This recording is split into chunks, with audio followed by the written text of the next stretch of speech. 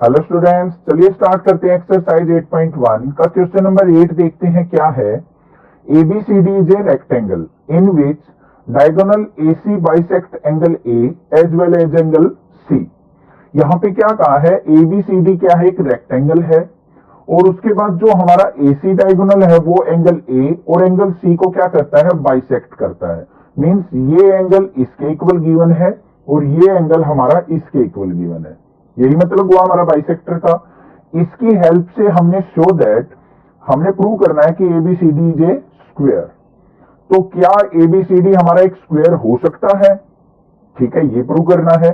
Next हमने क्या prove करना है कि जो डायगोनल BD है, ये BD, ये एंगल B और एंगल D को क्या करता है, बाइसेक्ट करता है।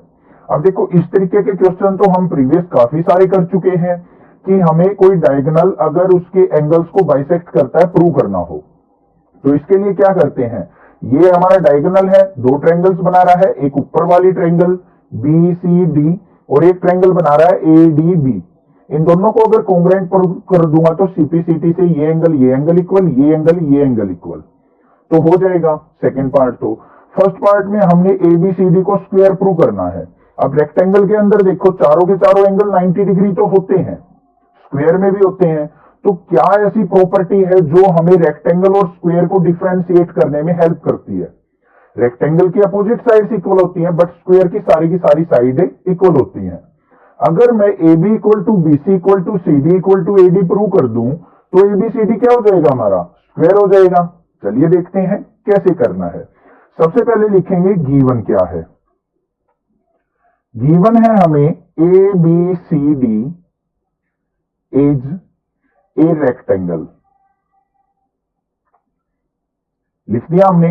उसके बाद क्या गिवन है, और AC इज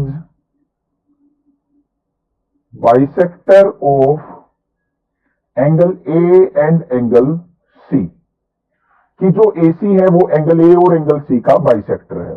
तो टू प्रूव में जो फर्स्ट पार्ट है हमारा, उसके अंदर क्या प्रूव करना है, ABCD इज ए स्क्वायर। ठीक है, चलिए देखते हैं। सबसे पहले बात करते हैं in triangle ABC and triangle ADC। देखो ABC ट्रायंगल और ADC, एक तो नीचे वाली ट्रायंगल ले ली हमने ये, और एक ऊपर वाली ट्रायंगल ले ली। क्यों ली है, रीजन समझो।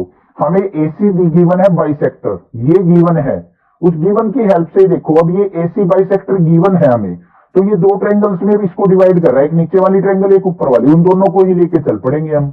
अब यहां पे देखो, इन दोनों ट्रायंगल्स के अंदर जो एंगल BAC है वो एंगल DAC के इक्वल गिवन है। देखो BAC equal to DAC means ये एंगल इक्वल गिवन है, वन का क्रॉस से इसको मार्क कर लिया।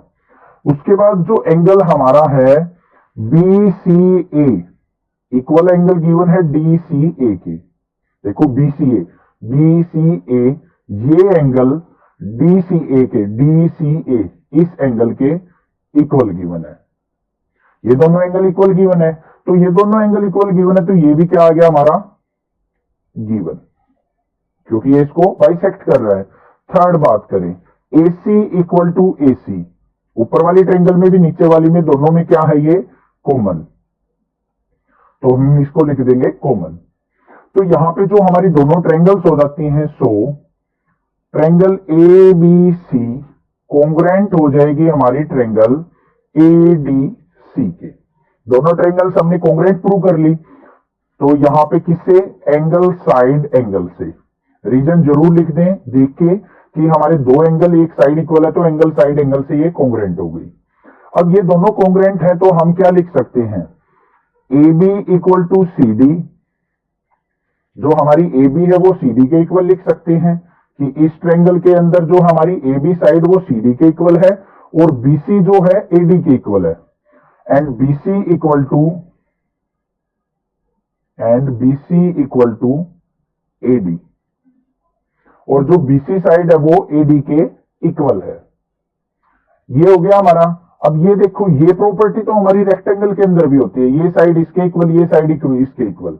बट और क्या लिख सकते हैं हम सीपीसीटी से, जो ए बी है उसको मैं एडी के इक्वल भी तो लिख सकता हूं, ये वाली साइड मेरी इसके इक्वल बाय सीपीसीटी, और बीसी इक्वल टू मैं सीडी भी लिख सकता हूं, and BC equal to CD, इसको लिखेंगे बाय सीपीसीटी, ये लिख देंगे रेक्टेंगल से, बाय रेक्टेंगल। अब देखो A B equal to C D था, A B equal to C D, A B equal to A D भी है हमारा, इसके इक्वल, तो मतलब क्या हुआ, हमारी चारों साइड क्या होगी, इक्वल।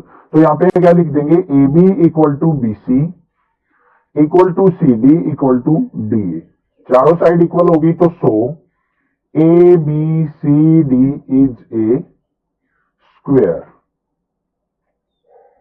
यही हमने क्या करना था, प्रूव करना था। आई होप आपको समझ में आ गया होगा, कोई डाउट नहीं होगा। नेक्स्ट बात करते हैं, हमने क्या करना है सेकंड पार्ट के अंदर प्रूव। सेकंड पार्ट के अंदर जो डायगोनल बीडी है उसको हमने बी और डी का बाइसेक्टर प्रूव करना है।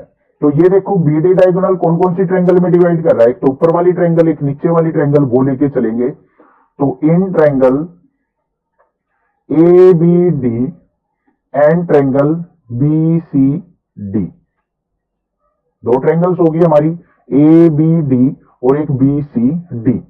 इसके अंदर देखो ए डी इक्वल टू जो है हमारी सी डी के इक्वल है, A D equal to C D. अभी हमने स्क्वायर प्रूव किया है, तो यहां पे क्या लिख देंगे, साइड ऑफ स्क्वायर। और क्या लिख सकते हैं हम, जो ए बी है वो सी डी के इक्वल भी लिख सकते हैं, जो ए बी है वो सी डी के इक्वल, ये भी क्या हो जाएगी हमारी साइड ऑफ स्क्वायर हो जाएगी। और क्या लिख सकते हैं, जो बी डी है वो बी डी के इक्वल है, क्यों, कॉमन है। तो हमने क्या कर दिया, इन दोनों ट्रायंगल्स को congruent prove. So triangle A B D congruent आ गई हमारी ट्रायंगल बी सी डी के। अब ये दोनों ट्रायंगल्स कॉन्ग्रुएंट है तीनों साइड से, तो by side side side congruency से। अब ये दोनों ट्रायंगल्स कॉन्ग्रुएंट हैं, तो सीपीसीटी से इनके कोरस्पॉन्डिंग एंगल भी क्या होंगे, इक्वल। तो यहां पे क्या आ जाएगा, hence angle A B D, ये वाला एंगल इस एंगल के इक्वल, कौन सा, सी बी डी के equal to angle C B D. और क्या लिख देंगे, ये वाला एंगल इसके इक्वल लिख देंगे बाय सीपीसीटी से, angle A D B equal to angle B D C by CPCT. अब ये एंगल इसके इक्वल प्रूव कर दिया, ये इसके इक्वल प्रूव कर दिया, तो इसका मतलब बीडी क्या होगी, बी और डी की बाइसेक्टर। तो यहां पे रीजन लिखा जाएगा हमारा, so BD is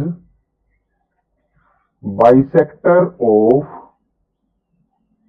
angle B and angle D, hence prove. I hope आपको समझ में आ गया होगा। इस तरीके के क्वेश्चन तो हम पीछे बहुत सारे कर चुके हैं।